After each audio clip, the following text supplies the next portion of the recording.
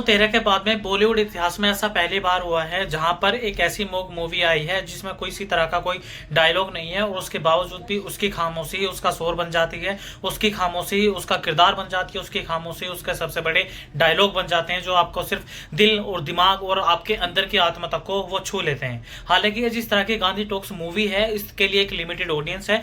अगर आप में से किसी कोई ऐसा हो जिसे तड़कता भड़कता या मसालेदार सिनेमा पसंद हो तो मैं पहले ही बोल देता हूँ वो उन ऑडियंस के लिए ये मूवी नहीं बनाई गई है। ये सिर्फ उन ऑडियंस के लिए मूवी बनाई गई है जिनका टेस्ट सिनेमा में थोड़ा हटकर है और थोड़ा अलग फील करना चाहते हैं।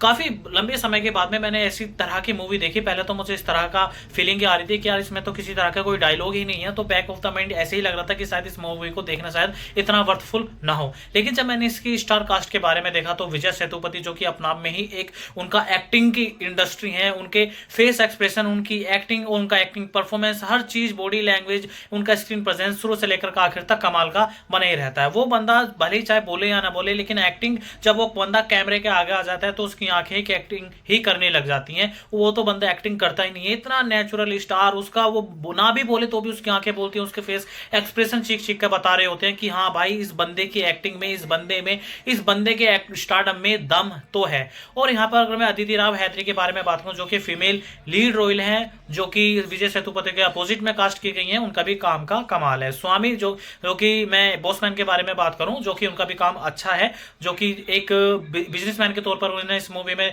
पेश किया गया है और जिन्हें बाहर से देख करके तो ऐसा लगता है कि यार इस बंदे के पास तो सारी चीजें हैं, एक कमाल का बिजनेसमैन है, बहुत सारे पैसे हैं, बहुत सारे नौकर चाकर हैं, गाड़ी है, बंगला है। लेकिन उस बंदे का धीरे धीरे बिजनेस कोलैप्स होता चला जाता है और वो बंदा भी धीरे धीरे सड़क पर आने चला जाता है। और विजय सेतुपति यहाँ पर उन्होंने किस तरह का किरदार निभाया जो कि ग्रेजुएटेड बंदा है और उसके वो अपनी माँ के साथ में एक छोटी सी खोली में रहता है जिसकी माँ थोड़ी बीमार है और वो बंदा नौकरी की तलाश में दर बदर के धक्के खाता है, लेकिन हार थकने के बावजूद उसकी भ्रष्टाचार की वजह से उस बंदे को नौकरी नहीं मिलती।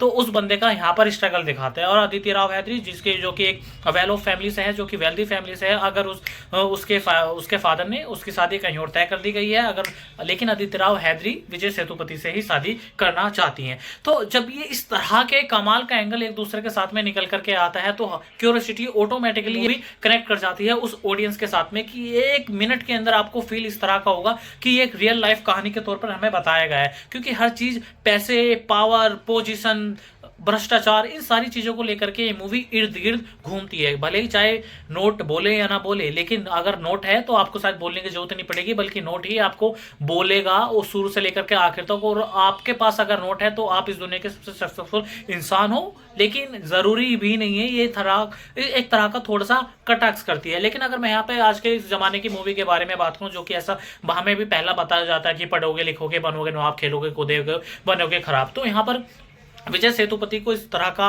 इसमें एक आईना दिखाया गया है उन लड़कों को जो कि पढ़ लिखने के बावजूद भी नौकरी के दर बदर के धक्के खा रहे हैं। और यहाँ पर एक किरदार के बारे में बात भूलनी नहीं चाहिए करना, वो है सिद्धार्थ यादव जिन्होंने कमाल का एक्टिंग की है, एक चोर की एक्टिंग की है। उनका किरदार एक चोर का है। जब कभी भी वो स्क्रीन प्रेजेंस पर आते हैं, सिल्वर स्क्रीन पर आते हैं, तो शायद मान के चलो पर्दे पर एक नई तरह की एनर्जी लेकर के आ जाते हैं। कमाल का काम है। अगर आपने मूवी देखी है तो प्लीज आप हमें कमेंट बॉक्स में जरूर बताइए। अगर आप मुझसे पूछोगे तो मैं अपनी तरफ से कितने स्टार दूंगा, तो दोस्तों इसे मैं अपनी तरफ से 4 स्टार आउट ऑफ 5 दूंगा। आप लोगों को क्या लगता है?